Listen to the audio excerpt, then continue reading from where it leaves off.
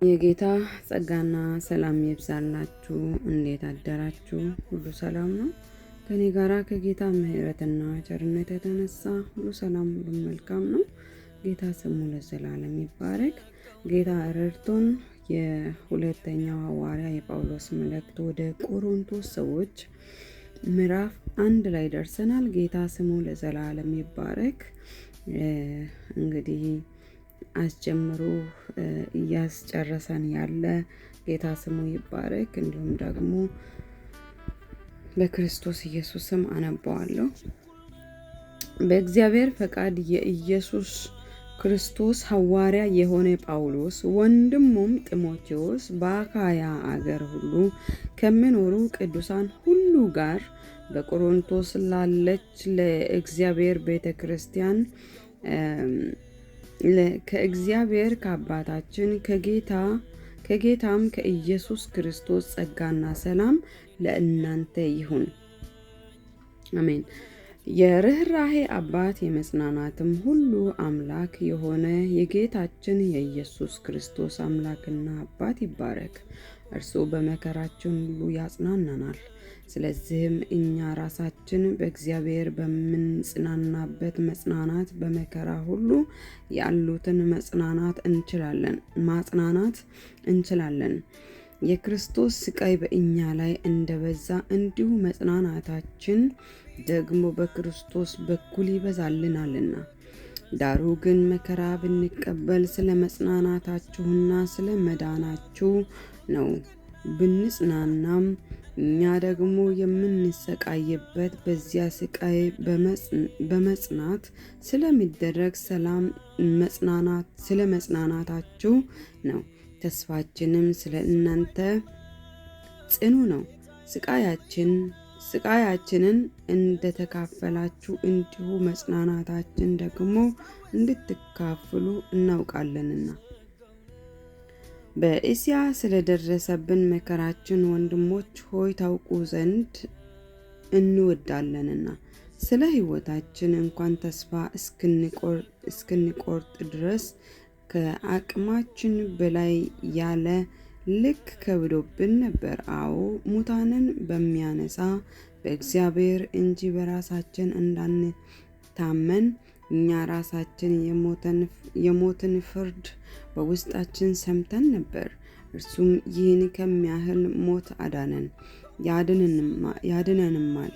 እናንተም ደግሞ ስለ እኛ እየጸለያችሁ አብራችሁ ስትረዱን በብዙ ሰዎች በኩል ስለተሰጠን ስለ ጸጋ ስጦታ ብዙዎች ስለ እኛ ያመሰግኑ ዘንድ ወደፊት ደግሞ እንዲያድን በእርሱ ተስፋ አድርገናል።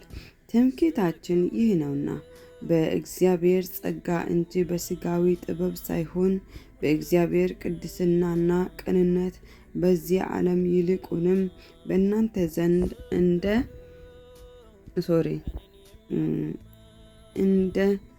እንድንኖር ነው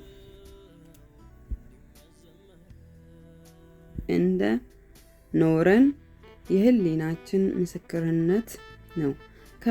ከምታነቡትና ከምታስተውሉት በቀር ሌላ አንጽፍላችሁምና በጌታችንም በኢየሱስ ቀን እናንተ ደግሞ ትምክህታችን እንደምትሆኑ እንዲሁ ትምክህታችሁ እንድንሆን በከፊል ስለኛ እንዳስተዋላችሁ ፈጽማችሁ ታስተውሉት ዘንድ ተስፋ አደርጋለሁ። በዚህም ታምኜ ሁለተኛ ጸጋ ታገኙ ዘንድ አስቀድሜ ወደ እናንተ እንዲመጣ በእናንተ መካከል ወደ መቄዶንያ እንድናልፍ ደግሞም ከመቄዶንያ ወደ እናንተ መጥቼ ወደ ይሁዳ በጉዞዬ እንድትረዱኝ አሰብኩ። እንግዲህ ይህን ሳስብ ያን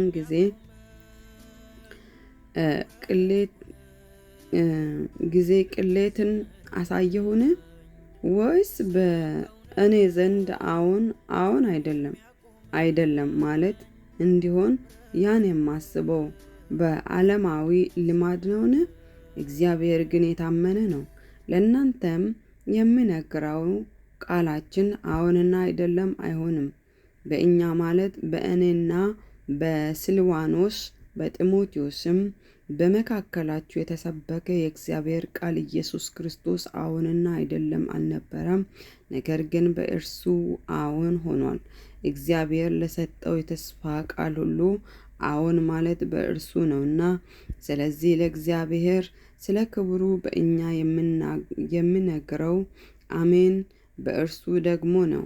በክርስቶስ ከእናንተ ጋር የሚያጽናናንና የቀባን እግዚአብሔር ነው። ደግሞም የታመነ የመንፈሱንም መያዣ በልባችን የሰጠን እርሱ ነው። እኔ ግን ልራራላችሁ ስል እንደገና ወደ ቆሮንቶስ እንዳልመጣው በነፍሴ ላይ እግዚአብሔርን ምስክር እጠራለሁ። ለደስታችሁ ከእናንተ ጋር የምንሰራ ነን እንጂ በእምነታችሁ በእናንተ ላይ የምንገዛ አይደለንም፣ በእምነታችሁ ቆማችኋልና ይላል። ጌታ ስሙ ለዘላለም ይባረክ። እንግዲህ ጳውሎስ ስለ ማጽናናት ነው እዚህ ስፍራ ላይ ወደ ቆሮንቶስ ሰዎች ሲጽፍ የጻፈውና በመከራ ሁሉ ያሉትን ማጽናናት እንችላለን ስል ችግር ውስጥ ያሉትን መከራ ውስጥ ያሉትን ማጽናናት እንችላለን። የምናጽናናው ደግሞ በክርስቶስ ኢየሱስ መንፈስ ነው እንጂ በራሳችን ወይንም በቃላት አይደለም። መንፈስ ቅዱስ በውስጣችን ስላለ በውስጣችን ያለው መንፈስ ቅዱስ ሌሎችን ሰዎችን ስናጽናና ያጽናናል ማለት ነው። እንዲሁ ደግሞ በእስያ ስለደረሰብን መከራ ወንድሞች ሆይ ታውቁ ዘንድ እንወዳለንና እና ደግሞ በእናንተ ኩራት እንደምንኮራ በጌታ ፊት ሲቆሙ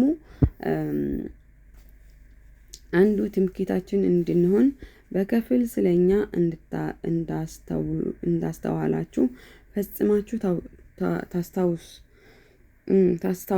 ታስተውሉት ዘንድ ተስፋ አደርጋለሁ ይላል። በጌታ ፊት በቆመ ጊዜ ትምክህቱ ምንድነው? ወንጌልን ሰብኮ ወደ ጌታ ያመጣቸው ሰዎች ናቸው። ጳውሎስ ስለ ራሱ ሲናገር ብዙውን ጊዜ ትምክህቴ ናችሁ በጌታ ፊት ሲቆም፣ ምክንያቱም ወደ ጌታ መንግስት በእግዚአብሔር በመንፈስ ቅዱስ እርዳታ ወደ መንግስተ ሰማያት እንዲገቡ ጌታ ኢየሱስን እንዲቀበሉ ወንጌልን በብዙ መከራና በብዙ ጭንቀት የሰበከ ሰው ነው።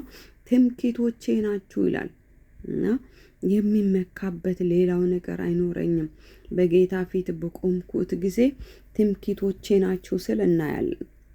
ይሄ ማለት ከሲኦል የታደጋቸው ከኢየሱስ ክርስቶስን እንዲቀበሉ ብዙ ዋጋ የከፈለ ከተቀበሉ በኋላ ዋጋ ከፍሎ ያስተማረ እና እንዲጸኑ እስኪጸኑ ድረስ እስካሁን ድረስ ወተት ነው የምትጠጡት እያለ እንዲሁ ደግሞ በመካከላቸው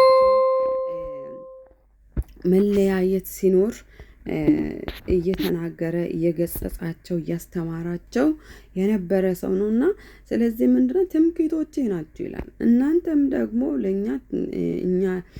ለኛ ትምክህት እንደሆናችሁ እናንተም እንደዚህ እያለ ይናገራል። ጌታ ስሙ ይባረክና ተባረኩልኝ። እኛም በምን ይሁን ዛሬ በጌታ ፊት ጳውሎስ እንግዲህ ደፍሮ ትምክህቶቼ ናችሁ ሲል እሱ ወደ ጌታ ስላመጣቸው በጌታ ፊት ዛሬስ የኛስ ትምክህት ምንድን ነው? ራሳችን ቆም ብለን ልናይ ያስፈልጋልና ተባረኩልኝ። ወዳችኋለሁ። ቀናችሁ ብሩክ ይሁን።